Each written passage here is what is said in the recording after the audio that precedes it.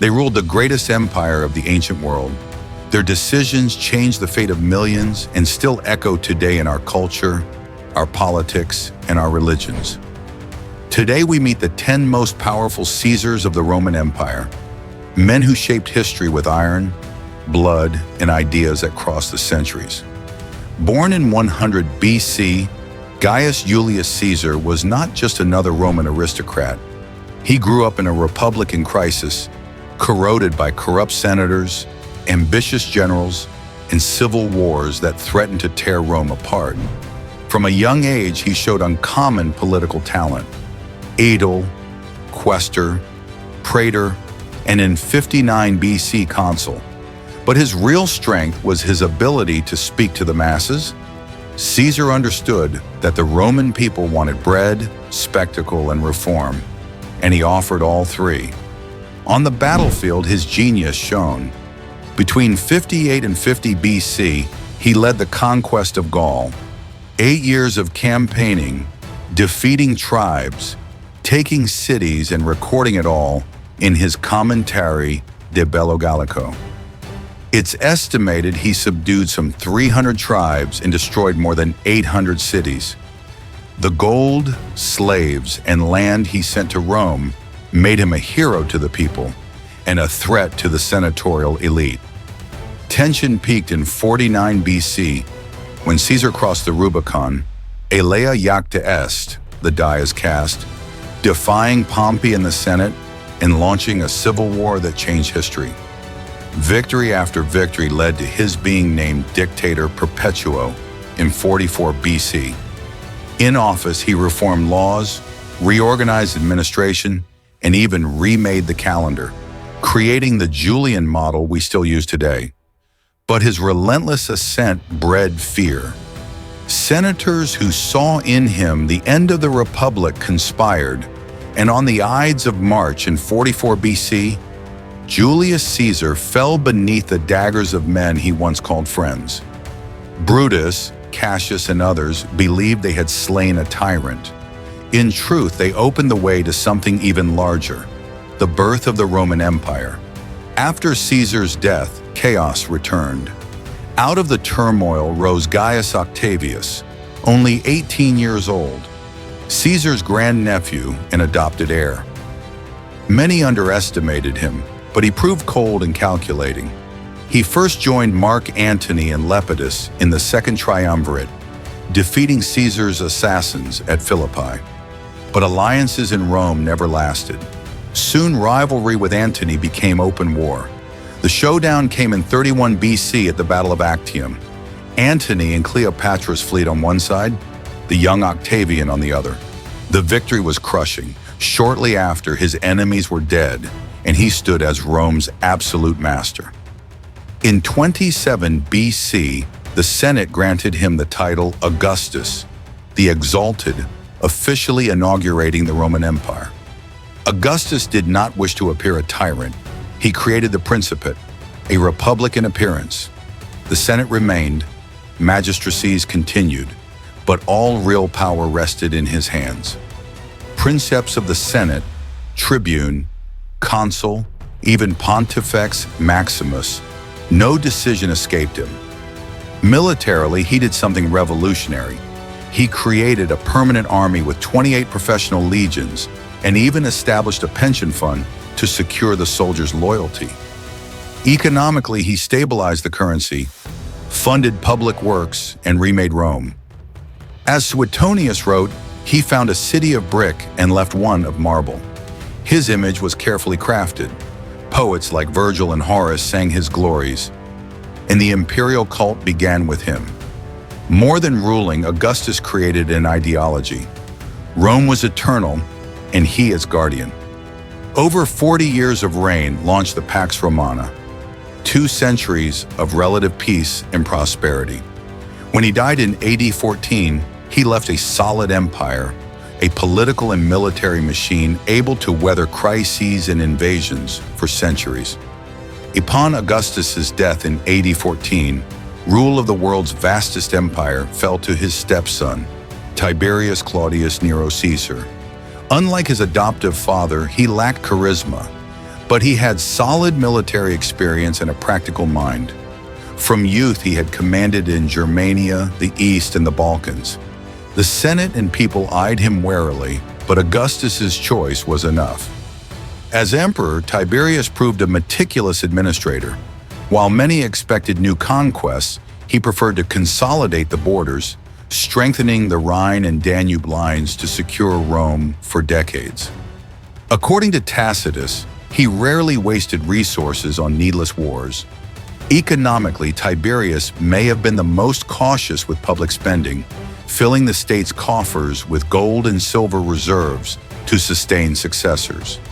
The people, used to Augustus's generosity, called it avarice. Politically, he reinforced imperial authority over the Senate, harsh with suspected conspiracies, and earned a reputation as gloomy and distrustful. In his last years, he withdrew from public life to Capri, ruling from afar, fuel for rumors of cruelty and excess that Suetonius later recorded, though many modern historians see exaggeration and hostile propaganda.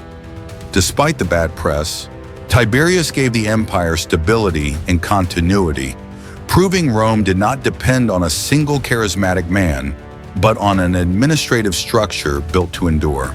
In AD 98, Rome saw the rise of a new leader, Marcus Ulpius Trajan.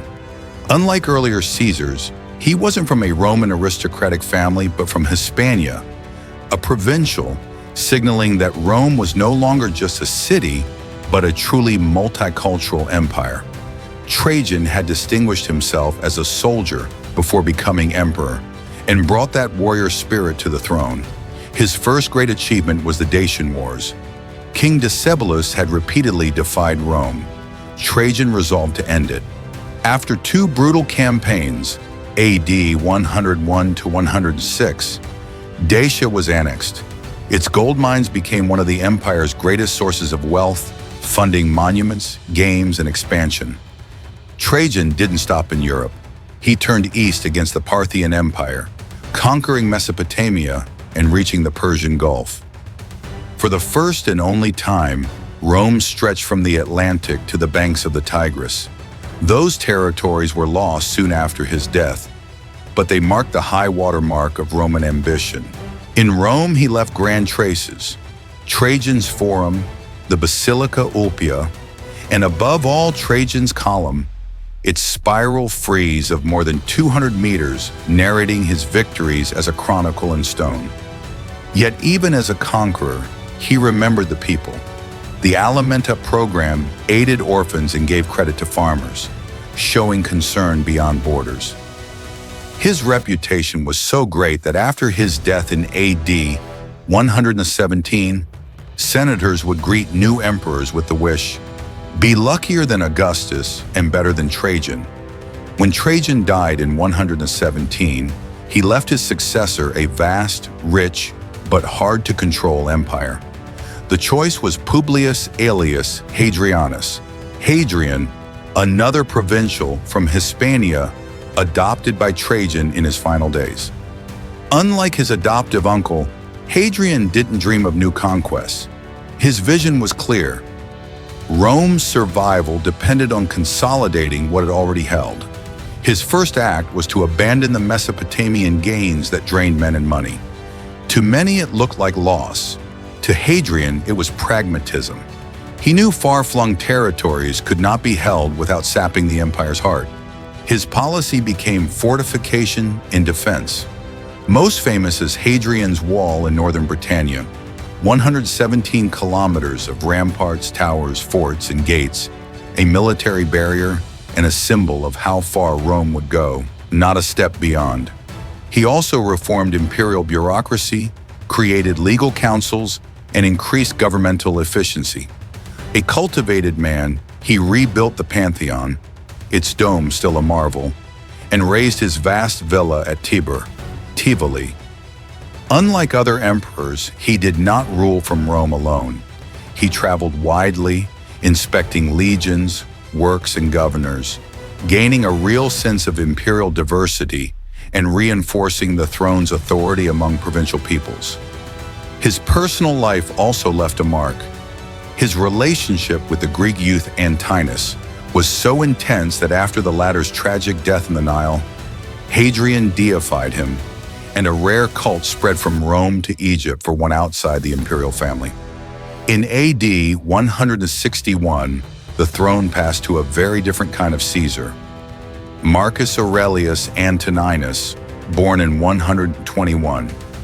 Not driven by military ambition or personal glory, he had a philosophical spirit. A disciple of Stoicism, he believed life should be guided by reason and inner discipline. Even as emperor, he wrote private reflections in Greek, his Meditations, which still inspire readers worldwide. If Marcus dreamed of study and contemplation, fate gave him the opposite, unending crises. He began in an unprecedented co-rule with Lucius Verus, facing Parthia in the east, reconquering territory, and entering Antioch and Ctesiphon. But the armies brought back something devastating, an epidemic that ravaged the empire. The Antonine Plague killed millions, perhaps 10 to 20% of the population. Soldiers, peasants, citizens in Rome. Cities withered, trade stalled, the army weakened, and amid calamity, Marcus faced pressures from Germanic and Sarmatian tribes along the Danube. The Marcomannic Wars turned his reign into a constant struggle. The emperor, shaped by philosophy, was forged on the battlefield. Amid cold and hunger in military camps, he wrote some of his deepest thoughts, seeking to remain a servant of reason in chaos. There were sporadic persecutions of Christians, not systematic as under other emperors, but they left scars on the collective memory of a faith that centuries later would become the empire's official religion. Marcus died in AD 180 at the front with his soldiers. His death was seen as the end of an era of virtue and discipline. His most consequential decision, however, proved controversial. He left the throne to his son Commodus, a volatile, unstable young man, seen by many as the beginning of the empire's decline. The 3rd century was a nightmare. Civil wars, generals proclaiming themselves emperor only to be overthrown months later, barbarian invasions on multiple frontiers, runaway inflation, a crisis with no end in sight. When Diocletian came to power in AD 284, he inherited an empire on the brink. Glory in battle wouldn't suffice. He had to reinvent power itself. Of humble origin from Dalmatia, lacking aristocratic cachet, he was perhaps freer to be bold. In AD 293, he introduced the Tetrarchy. Instead of one emperor, 4 rulers, 2 Augusti, himself and Maximian, and 2 Caesars, Galerius and Constantius Chlorus. Each governed a strategic region, strengthening defenses and making usurpations harder. He reorganized administration, doubled the number of provinces, created new bureaucracies, strengthened the army, and built fortifications along the borders. Rome ceased to be merely a city. It became a complex political military machine. Not all reforms worked. In 301, he issued the Edict on Maximum Prices, a desperate attempt to curb inflation by fixing prices and wages. It failed, but shows the depth of the economic crisis.